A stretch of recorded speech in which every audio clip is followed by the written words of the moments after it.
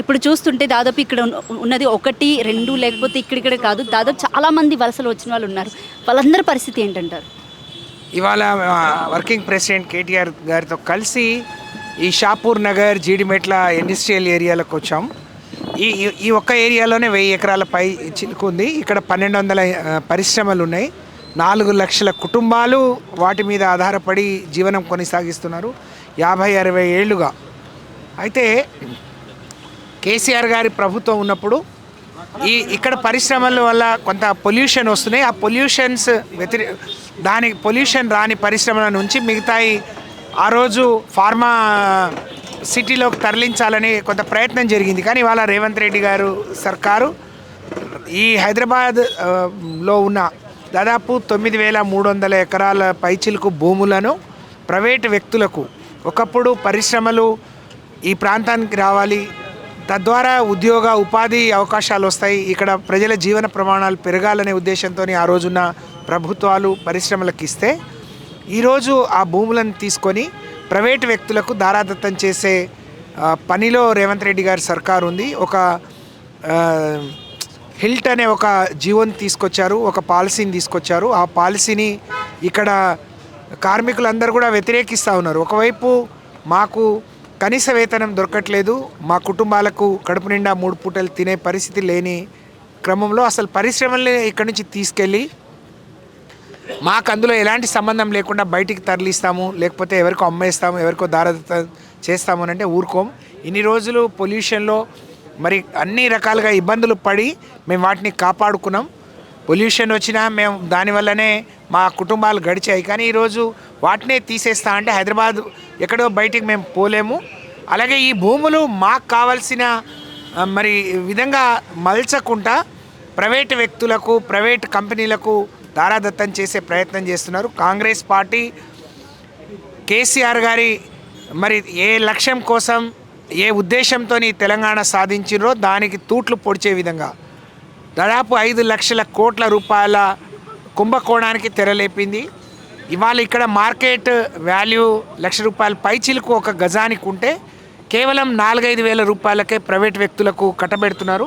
మరి ఆ 4-5 వేలు మేమే ఇస్తాం, మాకు ఇస్తారా అంటే అలా కాదు. వాళ్ళు అనుకున్న వాళ్ళకు, వాళ్ళు కోరుకున్న వాళ్ళకు, వాళ్ళలో ఉండే కొంతమంది బడా వ్యాపారస్తులు, రేవంత్ రెడ్డి గారి కుటుంబ సభ్యులు, వాళ్ళ అన్నదమ్ములకు మాత్రమే ఈ భూములన్నీ దారాదత్తం చేసే మరి పనిలో వాళ్ళు బిజీగా ఉన్నారు. దీన్ని ఎండగట్టడానికి బీఆర్ఎస్ పార్టీ ఇవాళ నడుం కట్టింది. 8 టీములుగా మా పార్టీ బృందాలు వివిధ ప్రాంతాల్లో పర్యటిస్తున్నాయి. మరి కార్మికులతో కలిసి ఇవాళ కేంద్ర ప్రభుత్వం తీసుకొచ్చిన కార్మిక చట్టాలు పేద కార్మికులకు అన్యాయం చేసే విధంగా, మరి వాళ్ళ నోటి దగ్గర ఉండే కూడును కొలగట్టే విధంగా ఉన్నాయి. దాన్నే వ్యతిరేకిస్తూ ఉంటే ఇవాళ హైదరాబాద్లో మరి ఎంతో చరిత్ర కలిగిన హైదరాబాద్, ఇవాళ 1 కోటికి పైగా జనాభా ఉన్న హైదరాబాద్, ఆ రోజు 10-15 లక్షల మంది ఉన్నప్పుడు ఇవన్నీ పరిశ్రమలు వచ్చాయి. దీన్ని నమ్ముకొని చాలామంది వలసలు వచ్చి దీన్ని జీవనోపాధి చేసుకొని వాళ్ళ కుటుంబాలు దీని మీద ఆధారపడి బతుకుతున్న పరిశ్రమలు పోతాయి. ఆ భూములన్నీ కూడా ప్రైవేటు వ్యక్తుల చేతిలోకి వెళ్ళిపోతే మరి హైదరాబాద్ మొత్తం కూడా మరి ప్రైవేటు వ్యక్తుల చేతిలో వెళ్ళిపోయే ప్రమాదం ఉంది. కాబట్టి దీన్ని తీవ్రంగా ప్రతిఘటిస్తాం, తీవ్రంగా వ్యతిరేకిస్తాం. మీతో కలిసి ఎక్కడికైనా వచ్చి మేము పోరాటం చేస్తాం. ఈ కుట్ర మాకు పూర్తిగా తెలియదు, తప్పకుండా తెలుసుకొని ఎక్కడికి ఏ పిలుపునిచ్చినా దాన్ని అందిపుచ్చుకొని మేము తప్పకుండా మీకు మేము అండగా నిలబడతామని చెప్పారు కేటీఆర్ గారు. పార్టీగా మాకు వచ్చే నష్టమేం లేదు, మేము అధికారంలో లేము. ఇవాళ కాంగ్రెస్ ప్రభుత్వం చేసిన అన్ని విషయాలను, నిర్ణయాలను మేము ఎండగట్టవచ్చు.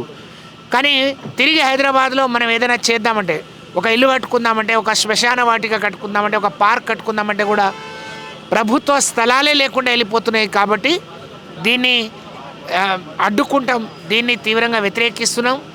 ఈ తీసుకొచ్చిన పాలసీ అమలు కాకుండా అడ్డుకుంటాం. లేదు దీన్ని బరి తెగించి ప్రభుత్వం పెద్దలు ముందుకు అడుగేస్తే రాబోయే రోజుల్లో తప్పకుండా అన్ని రకాలుగా వాళ్ళు వచ్చే ఇబ్బందులను ఎదుర్కొనే అవకాశం ఉంటుంది. దీనికి మీరు సిద్ధపడండి అని చెప్పి మేము హెచ్చరిస్తా ఉన్నాం. అయితే డే 1 నుంచి కాంగ్రెస్ పార్టీ అధికారంలోకి వచ్చి నుంచి కూడా తెలంగాణ రాజకీయాలన్నీ కూడా భూముల చుట్టే తిరుగుతూ ఉన్నాయి. ఇప్పుడు అలాగే రెండో విషయం ఏంటంటే ఈ ఈ ల్యాండ్ ట్రాన్స్ఫర్మేషన్ ఏదైతే ఉందో ఇక్కడ నుంచి కానీ పరిశ్రమలు తరలిస్తే కనుక ఇక్కడ రెసిడెన్షియల్ ఏరియా చేస్తే అసలు ఇక్కడ ఉండే అవకాశం ఉందంటారు. ఎందుకంటే ఏళ్ల తరబడి నాలాలు ఉన్నాయి, అలాగే చాలా వరకు కులిన వ్యవస్థ కూడా ఎక్కువగా ఉంది ఇక్కడ. అంటే ఇలాంటి సిచ్యువేషన్లో ఇక్కడ రెసిడెన్షియల్ ఏరియా అనేది అసలు అయ్యే సాధ్యం ఉందంటారా?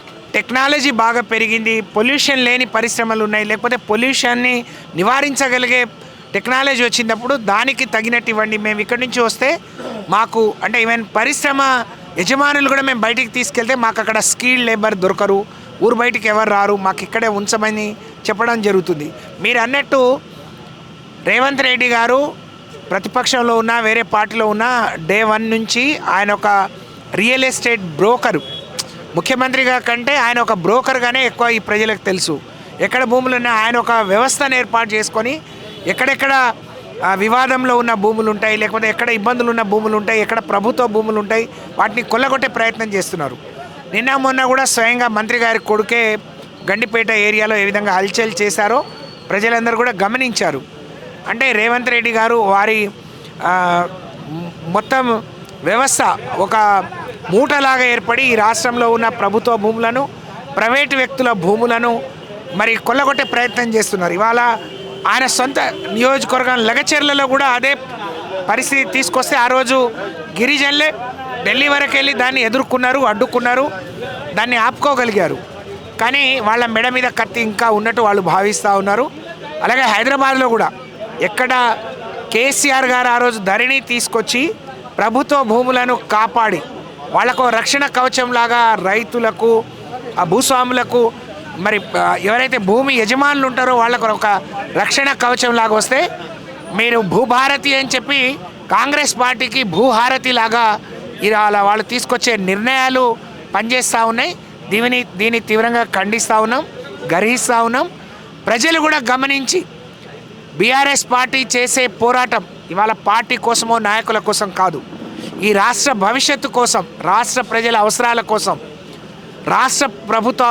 రాష్ట్ర ప్రజల మనుగడ కోసం.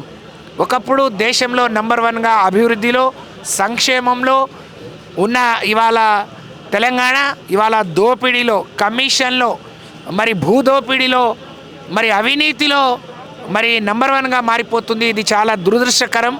కేసీఆర్ గారు ఏ లక్ష్యం కోసమైతే మరి ప్రాణాలు అడ్డుపెట్టి చావు నోట్లో తలపెట్టి తెలంగాణ సాధించిండ్రో ఆ లక్ష్యంకి దూరంగా ఇవాళ తెలంగాణ ప్రభుత్వం పనిచేస్తూ ఉంది. దీన్ని అందరూ గమనించాలి.